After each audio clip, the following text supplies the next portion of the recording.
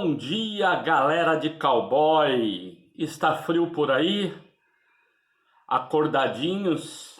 Já tiveram a primeira aula? Entrei na classe, estavam conversando um pouquinho aí. Para mim é sempre um prazer poder encontrar, investir esse tempo em que eu me coloco como um facilitador deste bate-papo, desta conversa, deste campo do conhecimento que alguns de vocês já conhecem um pouco, alguns menos, mas que juntos nós vamos nos aprofundando, né? Nós vamos cavando um pouco mais para entender este mundo que é o mundo da homilética. Lembrando, homilética é ciência e arte. Nós vamos falar um pouco sobre a ciência e a arte. Vimos algumas coisas muito interessantes já do campo epistemológico, falamos de teologia prática, pastoral, falamos de homilética, trabalhamos conceitos. Agora eu quero te convidar a entrarmos propriamente nos aspectos da homilética e de forma mais específica. Nós vamos fazer um papel dedutivo agora. Se nós trabalhamos o maior, agora nós vamos trabalhar o menor, né? Vamos sair do geral para o específico. E então, eu convido vocês, a partir de agora, para a gente refletir melhor sobre o campo propriamente dito do sermão. E eu quero dedicar 2 aulas para estes slides que estão aqui como slides 4, né? Homilética 4, nós vamos trabalhar esse aspecto que são marcados pelos seguintes objetivos: dialogar sobre a importância de se preparar e preparar o sermão. Nós vamos falar de nós, pregadores e pregadoras, e vamos falar também daquilo que é o objetivo do que vamos realizar, que é a proclamação da palavra de forma específica através do sermão ali no ambiente cultico. Vamos conversar, né? Refletir sobre quais são as motivações que nos levam a escolher certos textos bíblicos, a escolher certos temas. Por que eu preguei sobre isso e não sobre aquilo? Onde que está um pouco essa questão da minha opção, da minha motivação? Nós vamos conversar sobre motivações internas, externas, quem sabe para a gente se avaliar melhor, né? Para a gente se olhar melhor, né? Nos colocarmos diante do espelho, olhar um pouquinho para quem somos, por que decidimos por algumas questões. Eu quero apresentar também alguns pressupostos epistemológicos dessa ciência que dialoga com outras formas de ciência e com a teologia. E é nesse encontro do conhecimento científico com conhecimento teológico que nós então construímos os nossos discursos religiosos, de forma específica, o nosso discurso para o ambiente cultico que chamamos de sermão, prédica, parênese, homilia, são quase que sinônimos, apesar de algumas diferenças. E eu quero ajudar acima de tudo, né? Eu costumo dizer para os alunos, lembram-se lá do desenho do Pinóquio? O Pinóquio tinha um grilinho. O grilinho era meio que a consciência dele. Então, o grilinho ficava ali chamando a atenção do Pinóquio. Pinóquio, cuidado, não faça isso. Eu quero ser o grilinho que vai estar no ombro de vocês. Tem uma música que diz: eu sou a mosca que pousou na sua sopa. Eu não quero ser mosca que pousa na sopa de ninguém. Eu quero ser o grilinho que cochicha no seu ouvido. Isso mesmo, o grilinho que cochicha no seu ouvido, que vai te lembrar. E quem sabe Quando eu estiver bem velhinho, gagazinho, andando devagarzinho, visitando sua igreja, te vendo já um pastor ou uma pastora bem madura, eu possa olhar e dizer, este aí levou a sério algumas coisas que refletimos juntos. Então, com essa figura de linguagem, eu diria, desejo eu acompanhar como uma boa influência, acompanhar a vida e o ministério de vocês. Não sei por onde vocês irão caminhar, mas uma coisa eu sei, eu quero estar com vocês, sendo uma boa influência e que vocês tenham boas lembranças das nossas aulas de homilética, que ao preparar o seu sermão, ao preparar a sua pregação para qualquer formas de proclamação e expressão do Evangelho, você se lembre um pouquinho das nossas aulas, daquilo que nós dialogamos. Lembram-se que eu coloquei esse slide dizendo que essa é uma frase que eu acredito piamente, ou seja, somente pessoas que acreditam verdadeiramente na importância do sermão podem prepará-lo com eficiência e pregá-lo com eficácia. Ou seja, só vai dedicar tempo, energia, força quem de fato valoriza, quem de fato reconhece a importância do sermão no ambiente litúrgico, no ambiente do culto. Se a pessoa não valoriza isso, olha, ela não vai, eu diria, usar a palavra de verdade aqui, gastar o seu tempo. Agora, se a pessoa valoriza, ela investe o seu tempo sabendo, esse momento é importantíssimo. Estou me preparando e também estou preparando a minha fala, o meu discurso, o meu sermão, aquilo que eu quero proclamar na frente dos meus irmãos e das minhas irmãs.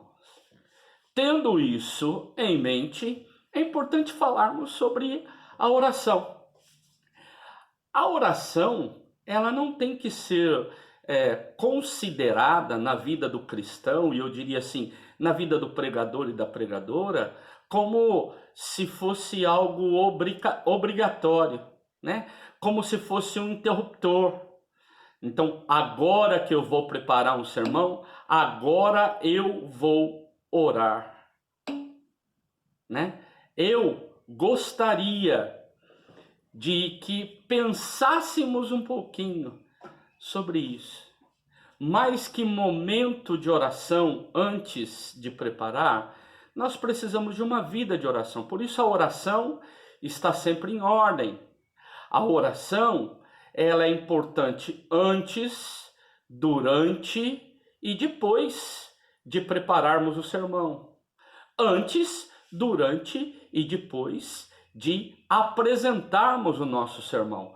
Por isso, a oração, ela está sempre em ordem.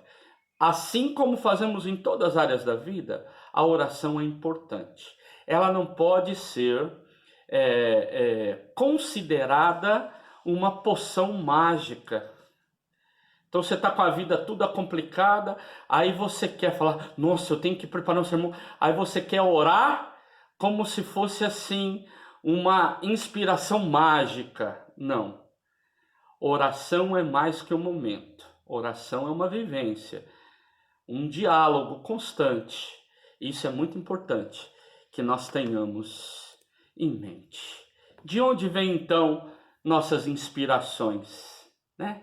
De onde vêm então as ideias daquilo que nós pregamos? Por que você pregou o que pregou no domingo passado? O que te motivou? Isso é uma questão importante que nós precisamos de ter clareza, precisamos de ter em mente. eu gostaria de fazer apontamentos a partir de alguns manuais.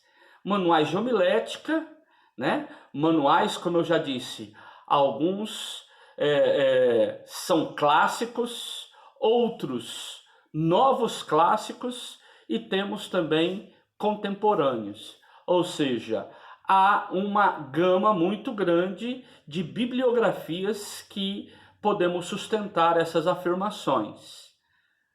Uma é a motivação interna, ou seja, aquela que repercute dentro de nós, repercute, reverbera dentro de nós, as nossas emoções, nosso jeito de pensar, de sentir, de estar naquele momento. O mundo interno do pregador e da pregadora às vezes se torna a única forma para alguns de inspiração. E isso é perigoso, quando nos tornamos reféns das nossas sensações, dos nossos sentimentos.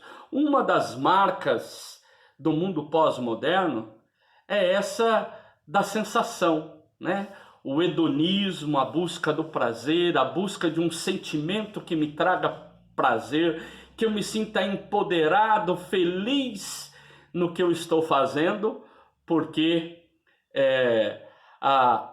o meu sentimento, a minha sensação me deixa claro disso. Então precisamos tomar muito cuidado com isso, em simplesmente olhar para as nossas sensações.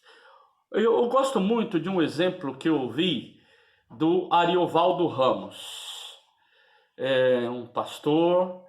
Ele, dentre algumas matérias que ele já lecionou no decorrer do ministério dele, ele lecionou homilética. E eu lembro de um exemplo que ele conta e que eu gosto de reproduzir. Ele diz o seguinte, que ele foi participar de um culto de jovens e chegou lá, tinha um jovem que estava responsável por pregar e disse que iria pregar sobre o filho pródigo, a parábola do filho pródigo. Abre o texto bíblico e lê apenas aquela parte que diz assim: o filho pediu ao pai, dá-me o que é meu, e o pai lhe deu. Ele destacou essa parte da parábola e começou a pregar. E durante todo o tempo ele vociferava, gritava, virava, batia o pé, batia no púlpito, dizendo: meu irmão, minha irmã, você tem que fazer como esse filho pródigo, ele é o nosso exemplo. Você tem que chegar diante de Deus, diante do Pai, e dizer: Pai, dá-me o que é meu, a tua bênção está presa, você precisa de reivindicar, você precisa de chamar à existência. E ele ia falando, gritando, sapateando. Terminou o culto. O Ariovaldo foi ao encontro do jovem e perguntou: ô meu amigo, deixa eu te fazer uma pergunta, de onde você tirou a ideia para a sua partilha, para o seu sermão? Eu sou pastor há muitos anos, eu já li vários comentários sobre essa parábola, mas nunca tinha visto por esse prisma, por essa ótica.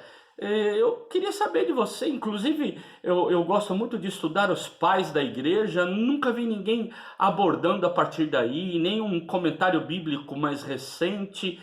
De onde você tirou essas afirmações? E aí o jovem respondeu: foi Deus que me falou. Olha só, foi Deus que me falou. Quando a pessoa usa esse tipo de linguagem, foi Deus que me falou, já se fecha a possibilidade de diálogo, né? Deus me falou.com.br, não tem mais conversa. Eu falei: então, mas como assim Deus falou com você? Eu queria entender um pouco mais. Ele falou: a questão é o seguinte, eu abri a Bíblia, estava folheando, olhei para o texto, saltou aos meus olhos esse versículo, como se fossem letras separadas que vieram assim para mim, e aí eu senti Deus estava falando, prega isso. E aí, uma questão importante é nós olharmos que a nossa sensação é importante, a nossa emoção é importante. Não dá para a gente pregar alguma coisa se a gente não estiver empoderado, se a gente não estiver assim convencido daquela mensagem, né? A gente precisa de transmitir para os nossos ouvintes muito daquilo como algo verdadeiro em nós. Se não vivemos, pelo menos desejamos viver. Mas a gente precisa disso. Porém, viver de forma emocionante, deixar essa palavra transparecer em nós e através de nós, é muito mais do que ficarmos reféns dos nossos sentimentos, ou das nossas sensações, ou dessa busca, muitas vezes, sobrenatural que algumas pessoas têm, que estão tão preocupadas na busca de algo sobrenatural, algo além, para cima daquilo que faça parte da natureza humana, que na realidade estão ouvindo as vozes internas, as vozes da emoção, as vozes de si mesmas, mas estão reportando isso para Deus. Então é importante que a gente tenha clareza. Não quero desmistificar a espiritualidade de ninguém aqui, pelo contrário, o que eu mais desejo é que você viva a espiritualidade, a mística de uma vida espiritual profunda, de um relacionamento profundo com Deus. Mas a grande dificuldade é que, como disse o Benai aqui, né, tem muita coisa que é colocado na conta de Deus. Aquilo que faz parte, às vezes, da nossa sensação e que nós queremos, então, dar um peso para aquilo, nós queremos dar uma autoridade para aquela fala, e aí nós colocamos quem está assinando aquela fala sendo Deus. Então, a prudência, o respeito, o cuidado, uma espiritualidade humanizada, uma espiritualidade marcada pelo pé no chão, por aquilo que nós vivemos no nosso cotidiano. Tem gente que no cotidiano é um banana, desculpa o termo, né, usado aqui, mas só que na hora que vai para a igreja se sente super, mega, master, blaster, hiper espiritual. Alguma coisa está errada. Alguma coisa está errada. Alguma disfunção está acontecendo.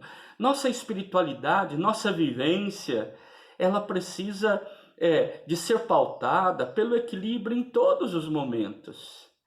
Então aquela superpoderoso, superpoderosa, que sobe no púlpito, que faz, acontece, precisa também ser aquele que vive desse jeito no mundo.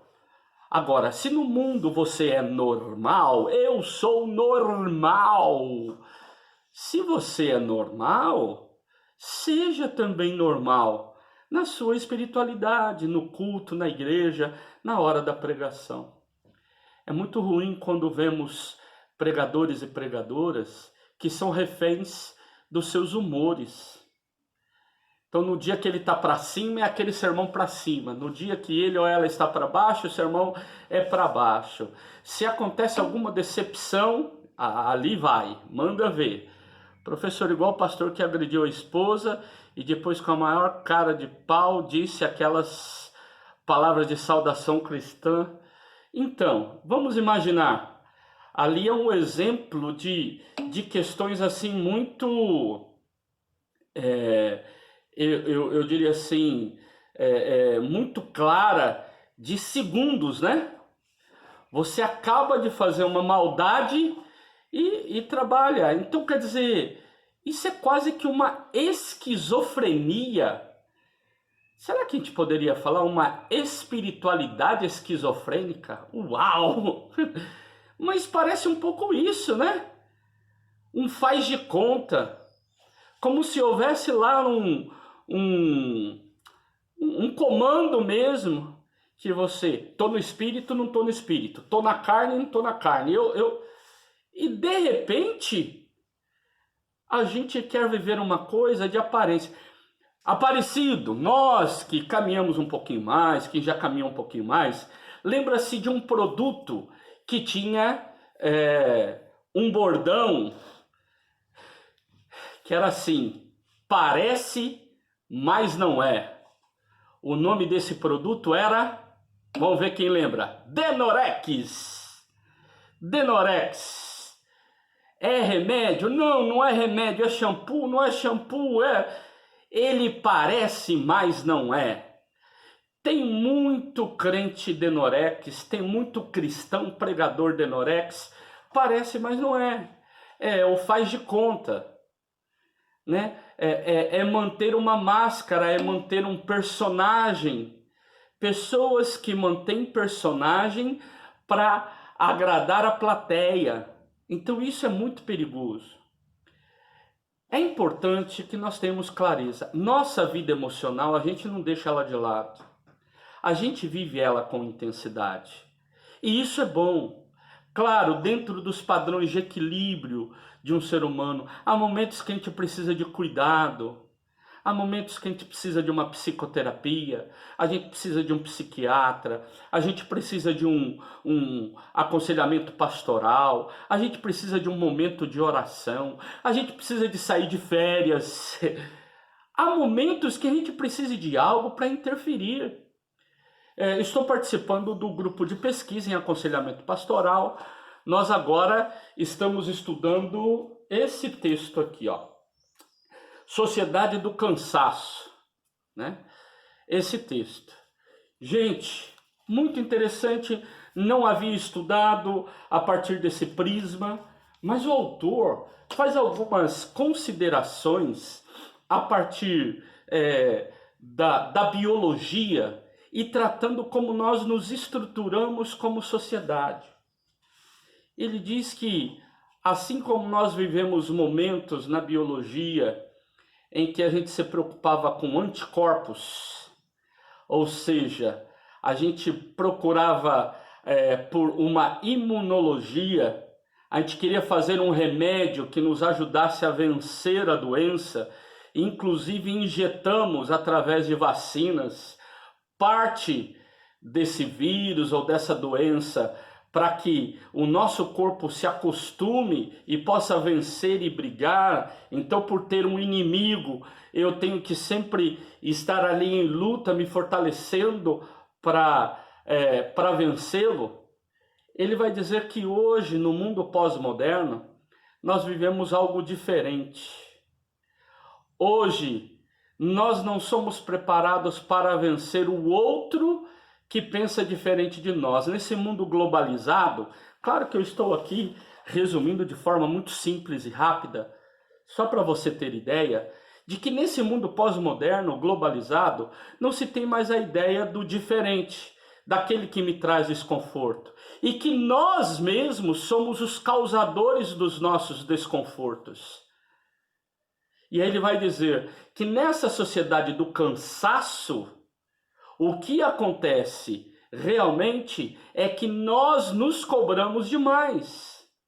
Há uma cobrança muito forte de si mesmo. E aí, aquilo que era uma relação sempre de fazer porque o outro impunha algo e eu tinha que reagir, hoje, nessa sociedade do cansaço, são as próprias pessoas. Claro, é um texto denso, é um texto pesado, não fácil de ler, né? Eu ainda estou deglutindo ele, mas trago aqui rapidamente para vocês. Como nós cobramos de nós mesmos no mundo que nós vivemos. Aí, nós temos uma grande dificuldade. A dificuldade é que a igreja, às vezes, acaba sendo agredida, e aí o Olívio trouxe algo aqui, né? Quando o pregador ou pregadora está brava ou brava com a igreja. O púlpito pode virar uma trincheira. Quer dizer, os relacionamentos estão ruins? Olha, o que existe por aí de sermões imprecatórios, quando um pastor, uma pastora, um pregador, uma pregadora está com raiva e ele sobe lá em cima e enfia o dedo no nariz das pessoas, né? Porque o pecado, porque não. Ele está muito mais, ela está muito mais ali, jogando sua ira, sua raiva, né? Sabe, falando as más notícias possíveis e de forma alguma pregando o evangelho, a boa notícia. Então, como é importante nós pensarmos que essas motivações internas, elas devem estar presentes sim, porém não podemos ser reféns delas, ou só delas. Claro, há alguns momentos em que a nossa inspiração vem disso, de uma experiência, de um sentimento, né, de algo que mexeu conosco, sem dúvida. Então vamos jogar limpo, né? Vamos jogar limpo com a congregação. Vamos jogar limpo com os nossos ouvintes, as nossas ouvintes. Meus irmãos, minhas irmãs, nessa semana eu tive um sentimento tão assim, e estudando a Bíblia, eu quero partilhar com vocês. Olha que bênção, você está sendo verdadeiro, transparente. Agora, se você diz, porque o Senhor me falou que essa igreja precisa... Já prestou atenção que pessoas que às vezes pregam sobre o amor, pregam com desamor? Já viu pessoas dizendo, né, momento de louvor, ou momento do sermão, pessoas, essa igreja precisa de amar mais, essa igreja as pessoas não têm amor, nessa igreja, blá, blá, blá, blá, blá. Quer dizer, fala tanto, briga, xinga, esperneia, grita, para falar de amor? Precisaríamos pelo menos de falar com mais amor sobre o tema do amor. Então, essas questões são necessárias.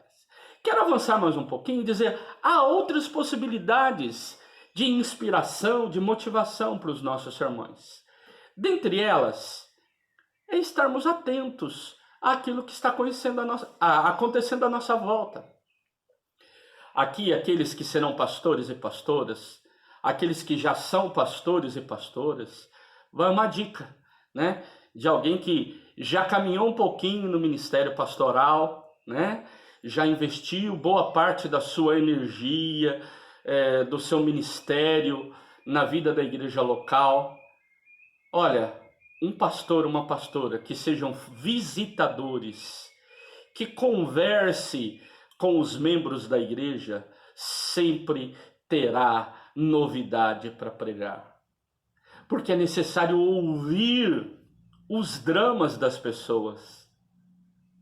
Lembram lá daquela fala do Paul Tillich? A necessidade do método da correlação, ou seja, nós temos uma mensagem eterna, uma mensagem importante, que é a mensagem do Evangelho. É uma mensagem eterna. Mas nós temos as perguntas humanas. Nós temos a pergunta existencial das pessoas com quem nós vivemos. E a grande questão é como nós fazemos encontrar essa mensagem eterna com a vida das pessoas.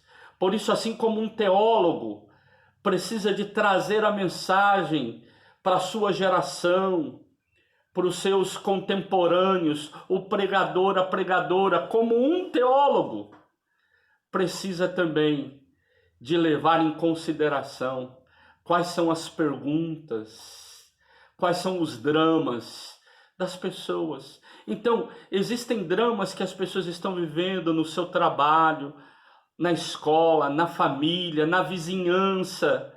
E nós, como pregadores e pregadoras, podemos alimentá-los, seja através do sermão da igreja, através do aconselhamento ou através de um bate-papo. Você pode auxiliar. Agora, olhar só para a sua comunidade, não, vamos olhar para a nossa sociedade. Vamos olhar para aquilo que está acontecendo ao nosso redor. De lá nós trazemos possibilidades, inspirações para o nosso sermão, para a nossa pregação. Agora, podemos também aprender a trabalhar com outros recursos. Um deles, amanhã convido você, nosso ouvinte de todas as manhãs de terça-feira. Eu quero dizer ser um prazer contar com a sua audiência, mas convidá-lo para a programação da quarta-feira. Quarta-feira, 9h30, todas as manhãs, você tem o culto da Fatel. Gente, amanhã, no nosso culto, teremos a participação de várias pessoas e eu vou fazer a abertura. Uma das questões que eu quero apontar lá na abertura do culto é a utilização do anuário. Anuário que nós preparamos com tanto carinho, com tanta seriedade aqui na Faculdade de Teologia. O que é o anuário? O anuário, ele traz para dentro dele, além daquilo que você já está acostumado, que é uma agenda, né? Um material que marca a data das coisas para você manter-se. Vocês aqui, a grande maioria, são geração digital. Já se acostumaram com o celular, o tablet, o computador, e tem uma forma diferente de anotação. Mas a agenda, ela já foi muito utilizada e algumas pessoas ainda gostam de utilizá-la. Agora, é mais que uma agenda. O anuário é o quê? O anuário, você tem dentro dele o lecionário cristão. Vocês já fizeram as aulas de liturgia e lembram-se, o lecionário é uma proposta de textos bíblicos para que a gente consiga, em 3 anos, ter uma visão panorâmica da Bíblia Sagrada. E a partir disso, ideia da história da salvação. Então foi preparado com muito zelo, é uma história, uma tradição de muitos anos. Então dentro do anuário nós temos este lecionário, que são esses recortes de texto bíblico, que não deve ser de jeito nenhum uma camisa de força, onde a pessoa fica presa, sabe? A pessoa fica presa ali, sabe? Ai, eu quero sair, socorro, sou obrigado, não. Não. O lecionário tem que ser uma peça motivadora para quem gosta de utilizá-lo. É uma motivação. Claro que por muitos domingos eu não preguei no lecionário, apesar de seguir essa proposta durante muitos anos no meu ministério. Mas a demanda para aquele domingo era outro. Então, eu preciso de ter clareza de que ali é uma ajuda pedagógica, que ajuda a mim como pregador, a você como pregador, pregadora, e ajuda a comunidade. Agora, dentro do anuário, também temos o calendário litúrgico, que é uma forma de marcar. Gente, faltam 20 minutos para entrar a primavera. Às 10h22, se não me engano, nesta linda manhã de terça-feira, nós acolhemos a primavera. Isso! Você sabe o que é a primavera? Primavera, o seu início, é com o equinócio de primavera. Isso mesmo, equinócio de primavera é o momento em que o Sol está de forma mais intensa na linha do Equador. E por estar muito próximo da linha do Equador, o dia e a noite, eles têm a mesma duração, seja no hemisfério norte, seja no hemisfério sul. Uma das características da primavera são as flores, estação das flores, essa beleza, né? A natureza fica mais colorida. Podemos falar sobre a vitória da vida, sobre as marcas da morte de um tempo tão difícil, o tempo do inverno. Um tempo importante, mas difícil. Então, veja, o calendário, ele existe. Existem mais de 40 calendários no mundo hoje que as pessoas utilizam. Acabamos de ter um marco no calendário judaico. Os árabes têm os seus, os chineses têm os seus. Temos vários calendários. Um calendário é o calendário litúrgico. O calendário litúrgico nos ensina a marcar algumas datas que você pode utilizar também como um recurso pedagógico, como um recurso didático. O problema é que o protestantismo nascente aqui no Brasil, ele veio com um teor de muito preconceito ao catolicismo. Por isso, aqui no Brasil, qualquer coisa que tenha assim uma aparência ou se pareça um pouquinho com a forma celebrativa católica, as pessoas dizem, não, isso não é de crente. E aí soma-se ao quê? Soma-se a forma, quais foram os protestantes que vieram para o Brasil, vieram em que momento, vieram a partir de quais eram as forças que empurraram os protestantes norte-americanos, né? Os protestantes de missão, quais foram as forças que empurraram eles dos Estados Unidos para cá? Do ponto de vista histórico, uma marca muito forte foi o povo que perdeu a guerra no sul dos Estados Unidos. Estes vêm para o Brasil. Aqui no Brasil você tem o quê? Um movimento forte de desejos de experimentar o liberalismo americano, estadunidense. Você tem então incentivo por parte do governo.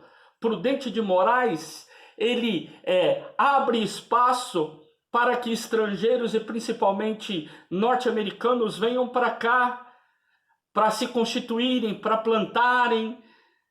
Isso é muito forte. Vivi na região de Piracicaba, a gente vê muita história, as histórias do nascimento das igrejas, né? Então, é muito importante nós termos essas clarezas. O Olívio colocou aqui a questão dos vitrais, né? Olha que marca bonita, que beleza estética são os vitrais. Mas isso é uma questão histórica. Os protestantes, quando vieram para cá, a própria Constituição dizia que poderiam se reunir em prédios em formatos de casa. Por isso não podiam construir igrejas. E dentro desses princípios nós assumimos isso culturalmente. E hoje igreja protestante é a igreja que tem aspecto de caixote, de loja, de casa, de tudo, menos de igreja. Então isso tem a ver com essas questões históricas. Isso daí é lá para a aula do professor José Carlos, do professor Douglas, pessoal da área de História e Teologia. Mas para que vocês tenham um pouco de ideia, né? As roupas. Gente, nós substituímos as togas, que eram tão fortes no protestantismo. Uma das marcas do protestantismo é que substituiu a toga do sacerdote pela toga de professor, ok? Mas continuavam usando toga, usando estolas, usando essas marcas. Porém, no Brasil, a nossa roupa litúrgica virou paletó e gravata. Hoje, nem paletó e gravata, nós utilizamos roupas que nos deixem bem à vontade. Agora, a grande questão que precisamos levantar é: o protestantismo brasileiro, que nasceu e cresceu nessa leitura de preconceito ao cristianismo católico, tudo aquilo que se parecesse com o catolicismo era jogado fora. Muito disso nós temos lá no século XVI com Calvino. né? Mas é muito importante quando vocês estudarem, se já estudaram ou se forem estudar, a questão própria, né, até da ortodoxia protestante. Você tem um movimento, esse movimento vai agudizar, como que isso repercute na liturgia, como que isso repercute no jeito de viver a fé, né?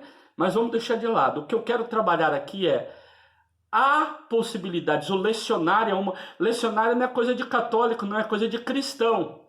Eu e você aqui no Brasil estamos com dificuldade de entender isso por uma questão histórica e cultural, né? Mas o povo de Deus espalhado pelo mundo, eles utilizam o lecionário. A ideia do calendário litúrgico não é coisa de católico. A quaresma é coisa de católico. Não, é coisa de cristão. Agora, claro, muito daquilo que nós experimentamos tem a ver com as nossas dificuldades, aquilo que foi implantado, preconceitos que foram plantados no momento, eu diria assim, da nossa pregação conversionista. Ou seja, olha, se você veio de lá para cá, aqui não tem isso, nem isso, nem isso. Nós somos diferentes. Então, de uma maneira simples, seria isso. Nós temos também o calendário civil. Nós podemos aproveitar, por exemplo, é Dia das Mães, que tal então um sermão que nos ajude a refletir sobre isso? Ah, é Dia da Independência do Brasil, então vamos falar sobre essa questão de soberania nacional. É dia, quer dizer, esses feriados, esses marcos, é Dia da Criança, vamos fazer uma reflexão interessante sobre isso. Há também os calendários denominacionais. Vejam que existem datas que são marcantes. O início de uma igreja, como precisamos ser gratos àqueles irmãos e irmãs que se dedicaram, mesmo as igrejas mais novas, igrejas que tenham aí poucas décadas. Alguém se dedicou, alguém plantou, alguém doou um terreno, alguém ajudou a construir. Como seria bom no aniversário dessa igreja a gente relembrar da força missionária, da dedicação das pessoas na proclamação do Evangelho. Então a gente precisa de entender a importância do uso do calendário. E você pode fazer também um programa de pregações. Eu vou contar uma experiência que para mim foi forte. Tem um texto que o título é Uma Igreja Sem Propósito. Uma igreja sem propósito. Não tem nada a ver com uma crítica àquele texto do Rick Warren, né? Uma igreja com propósito. De forma nenhuma. Inclusive na introdução do livro, o autor deixa claro, olha, não estou fazendo crítica ao livro do Rick Warren, que fala de uma igreja com propósito. Na realidade, o livro é composto por capítulos que apresentam as igrejas do Apocalipse. E o autor, então, vai apresentar cada igreja, cada uma das 7 igrejas do Apocalipse, como sendo igrejas que não tinham alguns propósitos. Por isso que a forma que o texto é apresentado ali eu sei que vocês fazem isso, isso, isso, mas vem a adversativa, né?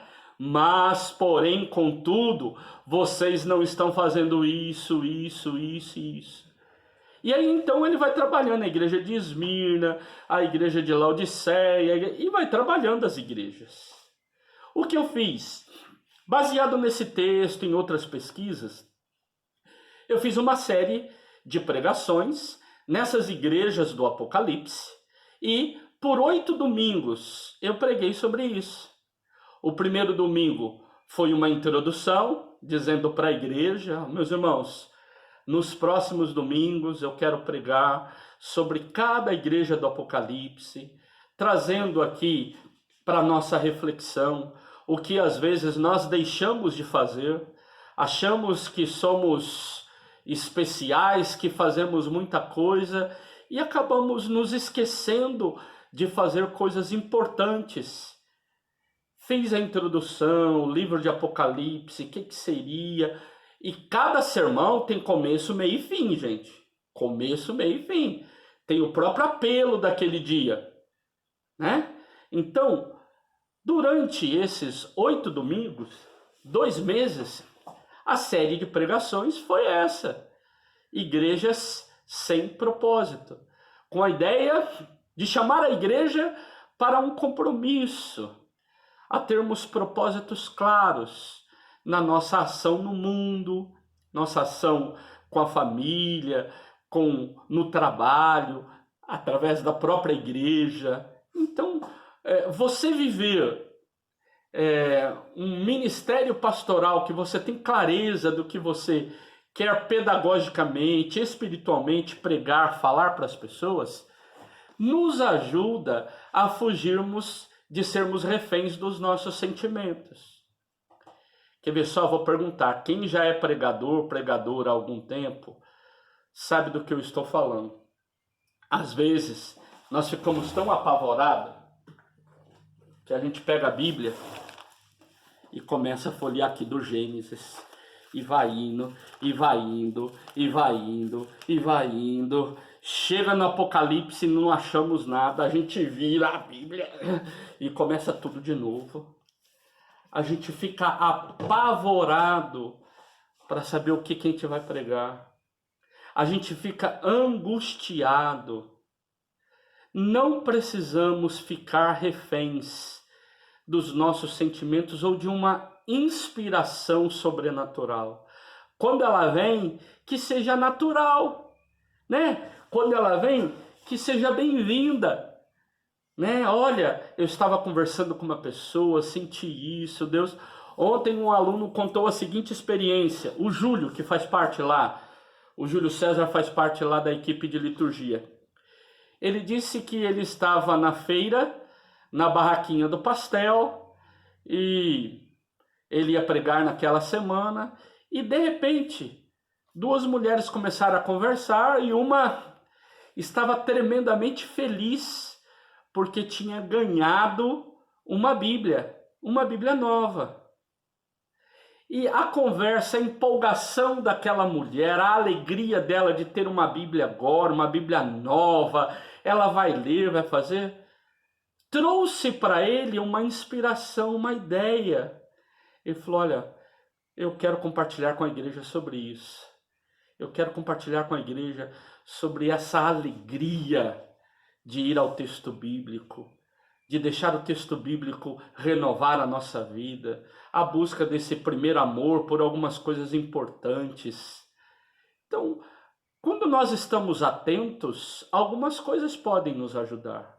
Agora, quando você tem clareza pedagógica, e claro, se no meio daquela proposta que eu tinha de 8 domingos pregar sobre a igreja, as igrejas do Apocalipse, surgisse alguma coisa diferente, não teria problema nenhum em interromper um domingo ou mais domingos e dizer, ó, nós continuamos depois, porque hoje, vamos imaginar, morre alguém, eu preciso de dar uma palavra, quem sabe, diferente, né? Acontece algo, uma catástrofe, ou algo muito legal, muito bom, que não está na linha daquilo que nós estamos ali celebrando e trabalhando, eu preciso de levar em consideração. Então, pensem bem, há motivações internas, elas podem ser importantes, mas não podemos ser reféns delas, e há motivações externas, muitas outras. Vou dar alguns exemplos. Eu, particularmente, gosto de ler, né? Então, nós temos aí o lecionário, que eu já até expliquei. Então, nós temos várias Bíblias, né? Minha nova aquisição foi essa aqui. Eu comprei porque eu consegui desconto, viu, gente? Comprei aí e consegui desconto. Então, estou começando a folhear, entender. E aqui vocês veem, tenho várias Bíblias comentadas, vários comentários bíblicos. Mas eu quero dizer também que quando você lê, você abre a mente para outros mundos e você tem inspirações. Eu quero apresentar algumas aqui para vocês. Então aqui é um momento mais de testemunho de um pregador que diz assim de onde já tirou vários sermões. Em 2000, não lembro se foi 2000 ou 2001, eu era pastor em Marília, tinha o programa de rádio, eu estava em plena atividade, falando demais. E um livro que mexeu comigo foi esse Ocupado Demais para Deixar de Orar. Como esse livro mexeu comigo. Eu estava tão ocupado, e aí eu me lembrei de uma frase do Wesley, né? Que diz assim, se você tem muita coisa para fazer, você não tem que deixar de orar, você tem que orar 1 hora a mais. Então, acorda 1 hora mais cedo. Então, o quanto é importante isso, né? Nós abrimos mão. Então, você tem aqui o Bill Hybels, que tem uma postura, uma leitura, e ele me inspirou.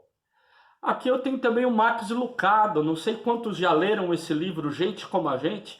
Como esse livro foi legal para mim, ele é um livro leve, gostoso de ler, e ele trabalha de um jeito a biografia de alguns personagens bíblicos que é muito legal, porque ele apresenta algumas coisas da vida das pessoas da Bíblia que a gente endeusa tanto, né? Que a gente fala tanto deles, e ele aponta algumas coisinhas, fala assim, ó, esse fulano e essa fulana aqui, assim, assim, assim, mas...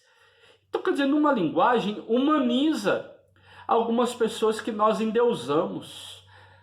Nós criamos até fetiche com alguns personagens bíblicos. Eles são para além.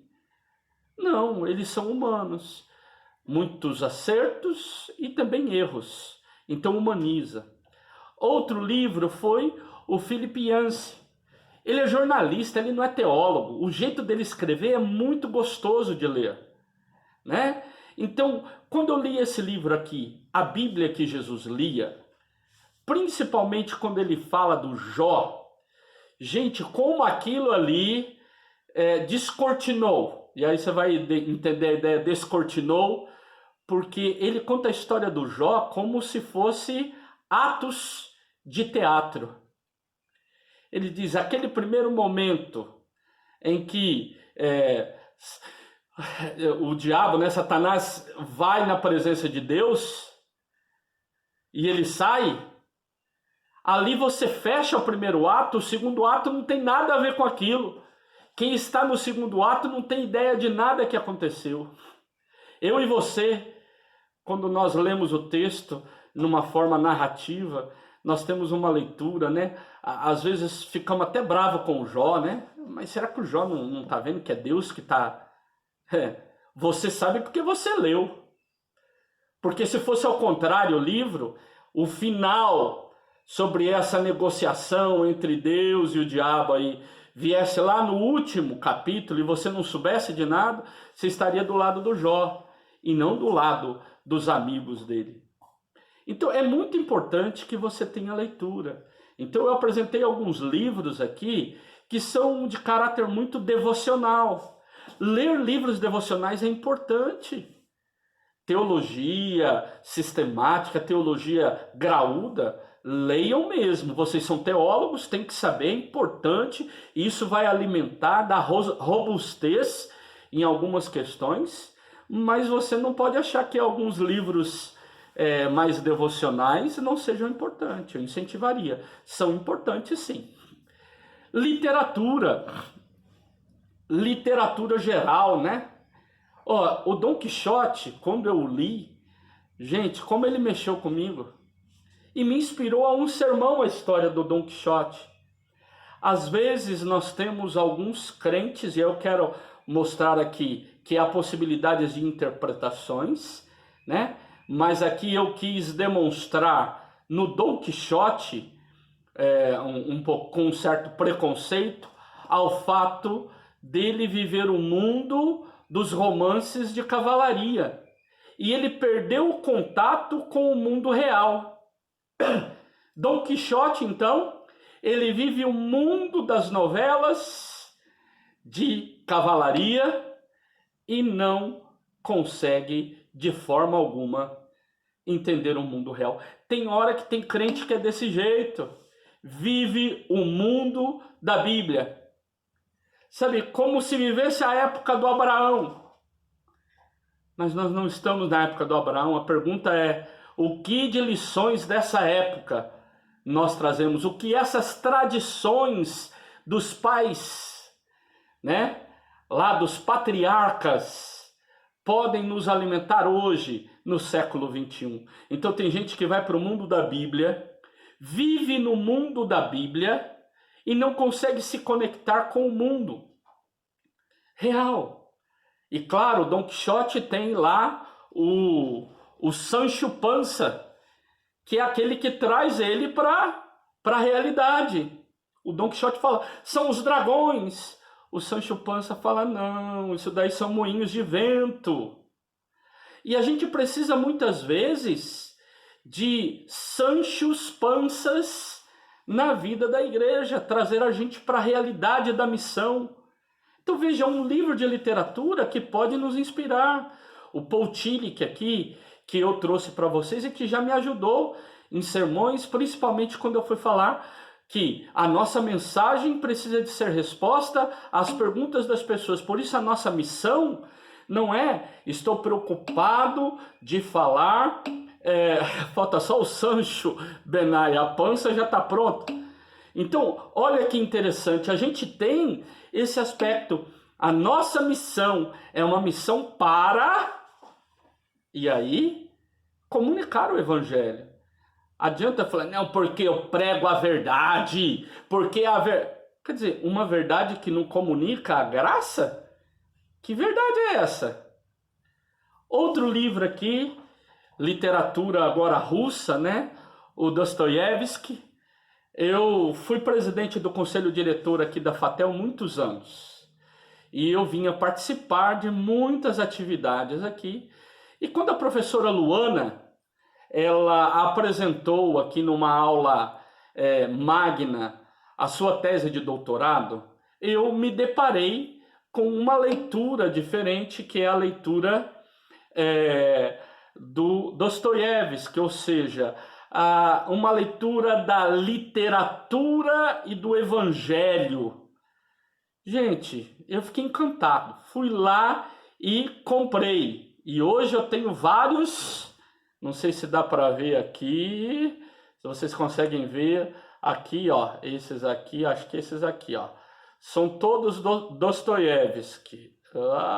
Estou tentando aqui, né? Então, esse Crime e Castigo, ele trabalhou comigo a ideia, porque uma crítica que Dostoiévski está fazendo no texto, através do personagem, é aquela ideia apresentada por Nietzsche do super-homem, daquelas pessoas que conseguiram ser verdadeiramente homem, que verdadeiramente se empoderaram e que não tem medo de nada.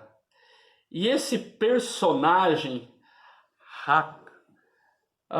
Raskolnikov, que nome legal, ele, na realidade, ele vai ali representar alguém que diz, eu sou um super-homem, eu sou capaz de matar aquela velhinha que está fazendo mal. O Dostoiévski, ele está fazendo essa crítica, e o seu personagem principal trabalha essa questão. Então, olha que interessante quando a gente consegue entender que a literatura, ela pode nos ajudar em muitas questões. E aí vocês aqui no curso de teologia estão aprendendo a lidar com ferramentas que vão ajudar vocês a se aprofundarem mais ainda, né? A trabalhar a questão própria da língua. Quando você conhece uma língua, você se aprofunda numa cultura, quando você investe tempo para lidar com algumas questões, vale a pena. Não tenha dúvida disso. Vamos dar aqui 3 minutinhos? Vamos lá?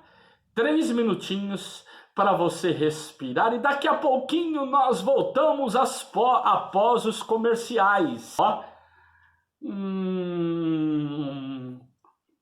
Levanta, galera de cowboy. Joga água nele, dona de casa. Ó.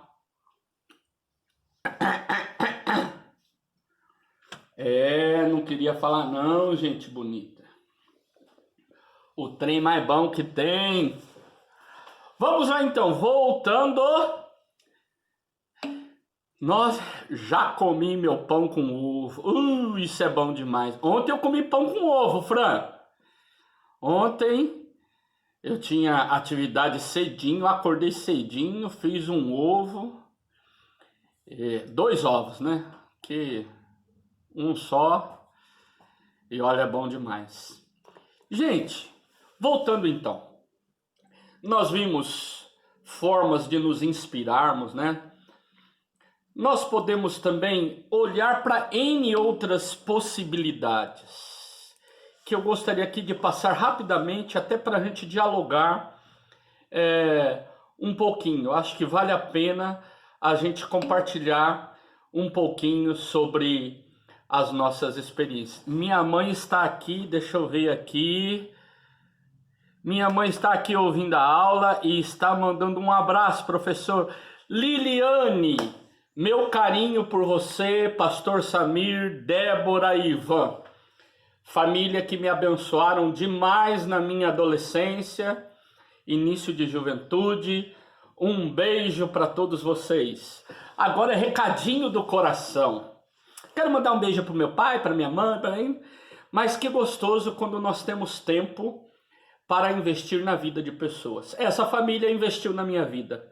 E para mim é uma alegria hoje poder ser um dos facilitadores na formação do Ivan. Desejo ser um bom exemplo, um bom influenciador da vida do Ivan, né? Ser instrumento de bênção na vida dele, do mesmo jeito que seus pais foram na minha vida. Gente bonita, nós vimos então há possibilidades de N inspirações, dentre elas os nossos estudos teológicos. Vocês têm conhecido um pouco mais das línguas, da cultura, da literatura bíblica, tem se aprofundado. Isso pode nos ajudar muito, muito, muito para trazer inspirações e aprofundamentos no conhecimento teológico e daí, claro, para auxiliar as nossas comunidades de fé. Eu e você somos então desafiados, convidados a cada dia nos aprofundarmos nos nossos conhecimentos. Agora, existem também possibilidades de você ir ao encontro de comentários bíblicos que, quem sabe, você não passou por eles aqui no tempo de faculdade. Aqui não dá tempo de ver tudo. Então, você tem o quê? Você tem comentários bíblicos no seu estado físico, né? Vamos dizer, em matéria. Você tem um tipo de comentário em livros, que você pode então se preocupar com a sua biblioteca, né? Então, esses dias eu recebi um meme que o cara levanta do caixão, e aí alguém estava falando assim, que agora pode doar os livros dele, que ele já morreu mesmo. Aí o cara levanta do caixão. Quem gosta de livro e investe nos seus livros tem ciúme.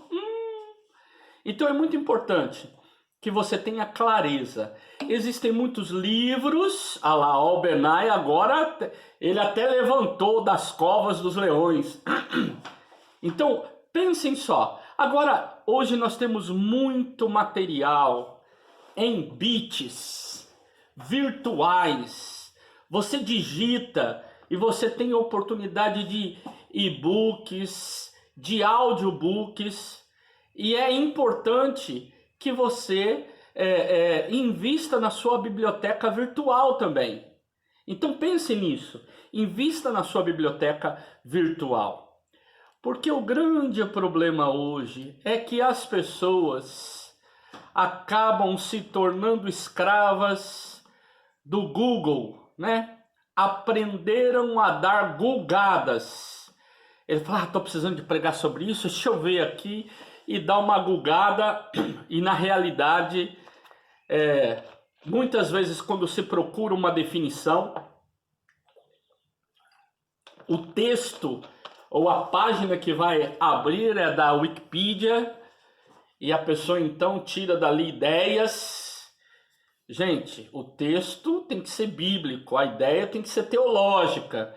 Então a gente precisa de se preocupar de que tipo de literatura nós estamos retirando o nosso conhecimento. Aquilo que nós vamos pregar, aquilo que nós vamos compartilhar ao subir no nosso púlpito, no espaço de pregação. Às vezes as pessoas gostam muito dos pregadores e das pregadoras da net. Eu quero dizer, existem bons pregadores, mas existem maus pregadores, boas pregadoras e más pregadoras. Então a gente precisa de ter muito cuidado. Pode servir de inspiração você ouvir um sermão, né? Eu gosto muito de audiolivro, né? É muito legal você ouvir livros, ouvir palavras. Sim, aproveite, mas seja criterioso, criteriosa. A palavrinha critério vem de uma outra palavrinha indo-europeu, cri, que é separar. Então, separar com cuidado, critério. Separe, isso é bom e isso não é tão bom. Outra questão, essas pessoas que entram em sites de sermões. Pode te inspirar. Eu mesmo, meu blog tem muitos sermões. Ele é muito visitado, né? E a gente tem como analisar quem visitou, de onde visitou. Então, tem visitas de vários lugares do mundo. E é engraçado que chega sábado e domingo é o momento em que mais visitas tem o blog. Agora, eu desejo muito que meus sermões sejam pistas homiléticas para as pessoas. Sejam ali espaços para as pessoas se inspirarem. Olívio, isso daí é fácil. paulodiasnogueira.blogspot.com.br. Você pode entrar lá no blog do professor Paulo, ele mesmo. Então, gente, vamos pensar um pouquinho. Há espaços onde nós podemos investir, estudar. Então, visite, sim. Olha quantas possibilidades nós temos. Filmes, isso, .com, não tem BR não. Achou? Como diz a Tchê. Que achou, hein? Então, há possibilidades. E claro, eu tenho meu canal do YouTube também. Você pode ver vários sermões que foram pregados. Então, são N possibilidades aí de você se inspirar. Então, é necessário isso. Você buscar inspirações para os seus sermões. Há motivações internas, há motivações externas. E eu quero então vir fechando por aqui os slides, porque a partir da próxima aula, quando estaremos aqui no slide número 15, nós vamos começar a falar sobre como que nós anotamos então essas inspirações, né? Puxa, eu assisti um filme. Por exemplo, tem filmes que inspiram a gente, né? Tem filmes que podem dar um insight, um estalo, né? Que a gente pode ali falar, puxa, isso daí, né? Dar um start. Algumas pessoas usam essa palavra, né? Então, prestem atenção nas coisas que acontecem. Mas espera aí, eu já tenho mais ou menos ideia. como que eu começo, depois que eu começo a estudar, como que eu vou então preparar as minhas anotações? Então, a partir da próxima aula, a gente dialoga um pouquinho sobre essas anotações. Já estamos na primavera há 12 minutos! Que coisa mais linda! Puxe inspire, puxe sua respiração até o fundo, chegou a primavera. Olha que beleza, hoje está frio, mas provavelmente virá aquecendo nos próximos dias. As flores coloridas vai te cumprimentar. Dá para você ver aí, eu tenho quadros aqui de girassol, tem uma renda portuguesa ali. Então, espero que essa beleza da primavera esteja trazendo alegria para você nesse tempo difícil de pandemia. Agora nós vamos abrir nossos microfones. Por quê? É um espaço que a gente pode bater um papo agora, a partir daquilo que nós já conversamos um pouquinho, né? Daquilo que nós dialogamos, né? Quantas informações sobre inspiração. Alguém aqui gostaria de fazer um comentário, fazer alguma pergunta? Eu acho que esse é o momento. Temos aí alguns minutos para a gente dialogar um pouquinho aí, principalmente hoje falando sobre essas fontes de inspiração para os nossos textos, ou melhor, para a elaboração dos nossos textos que viram sermões, pregações. Quem gostaria de partilhar? Este momento é um momento oportuno. Professor Paulo Dias. Aparecido. Alegria em falar com o senhor. Obrigado. Bem, aproveitando aí essa introdutória aí sobre os sermões, aí eu posso fazer uma analogia, né? Eu posso fazer muita analogia, né? A gente aprende muito. Então, o que o senhor colocou, o que é importante de nós prepararmos assim para construir um bom sermão? Aí eu faço uma analogia com um prédio, né? Com uma casa, que você precisa de tijolos, areia, cimentos, ferragens, né? Tudo isso, as telhas, né? O madeiramento, tudo isso para ter uma construção sólida. Assim, é todo o nosso conhecimento, né? Que nós temos ao longo, assim, nossos estudos aqui de teologia, não só através das palavras dos nossos mestres aí, e também pelas pesquisas, né, pela leitura, que é importante, né, isso nos traz um conhecimento, né, que vai sedimentar esse nosso prédio que somos nós mesmos, né, dar aquela firmeza para nós desempenharmos bem esse trabalho, né, entre aspas, né, diante da congregação, essa tarefa que é árdua, que exige compromisso e comprometimento, porque nós estamos ali com uma responsabilidade muito grande, porque nós temos vidas em nossas mãos e a palavra, ela constrói e destrói da mesma forma, porque a palavra, ela é uma faca, né? Uma vez que cortou, a cicatriz fica. Então, por isso, todo cuidado e todo preparo é indispensável para o futuro pastor, pastora, no desempenho das suas funções, principalmente quando se trata de Deus, que é o nosso ser supremo, que é o nosso Criador, e por isso toda a honra e toda a glória a Ele. Só isso que eu queria comentar, professor. Obrigado, belo comentário, não tenho dúvida disso, né, de que são várias fontes de onde nós vamos nos construindo. A Faculdade de Teologia é uma delas. Aqui você vai encontrar vários instrumentos, vários materiais nessa construção, e você também terá em outros lugares oportunidades ímpares para você ter aí inspirações bem como também material para desenvolver esse ministério que é fantástico. Gente, ministério de pregador e pregadora é fantástico. Mas nós ainda vamos dialogar muito sobre isso.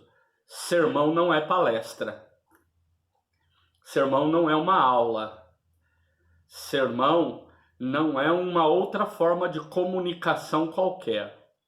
Sermão tem características próprias, por estar no contexto cultico, por ter uma congregação presente, por ter um tempo X marcado, por ter uma objetividade específica. A gente vai dialogar bastante sobre isso aí. Vi que temos comentários aqui do Sobrevivências. Isso mesmo.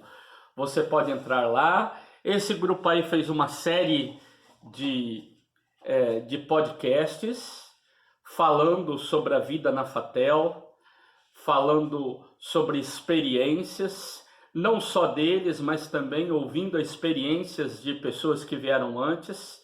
Eu tive o privilégio de estar em 2 desses programas com eles, né? Então parabenizo aí a galera envolvida deste grupo que tem trabalhado bastante nessa forma de comunicação, né? Falar da vida. Então, @sobrevivências.mp3 ou aí o link que já está aí oferecido pelo Bachega. Gente, quando a gente olha para a nossa comunidade de fé, nós precisamos nos lembrar o quão importante é nós entendermos que as pessoas que vão ao culto e que se posicionam lá no culto para ouvir a palavra, elas necessitam muito de ter uma resposta, elas estão desejosas muito de viver um tempo específico de ouvir a voz de Deus. Diante disso, então, eu gostaria que você tivesse clareza, muita clareza, quando você se posiciona para ouvir a voz de Deus. Quando você se posiciona para proclamar a voz de Deus através do sermão, pessoas estão ali desejosas de ouvir e ouvir uma mensagem que cai aos seus corações. Então não pode ser feito de qualquer jeito. É muito importante sermos zelosos. Desejo então que você seja zeloso e zelosa com essa tarefa que Deus está te dando. Que você tenha a oportunidade, uma oportunidade ímpar de pregar o Evangelho. Senão a casa cai. Isso aí mesmo. Gente bonita é ser zeloso e não zelota. Gente bonita, nós podemos vir terminando por aqui.